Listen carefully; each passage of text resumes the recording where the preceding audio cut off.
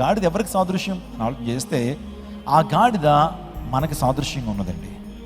మనం కూడా ఈరోజున కట్టబడ్డాం, ఏదో రకమైనటువంటి పాపం చేత కట్టబడ్డాం, ఏదో రకమైన అవిధేయత ద్వారా మనం కట్టబడ్డాం, ఏదో రకమైనటువంటి బంధకాలు మనల్ని బంధించుని. మగ్దలైన మరియ కట 7 దురాత్మల చేత బంధించబడిందని దేవుని తెలుస్తుంది. ఈరోజున ప్రతి మనిషి కూడా బంధించబడి ఉన్నాడు. పైకి మాత్రం సొందరుగా కనబడుతున్నాడు, కానీ మనిషి బంధించబడ్డాడు. మనిషి తన జీవితంలో విడుదల లేని పరిస్థితి.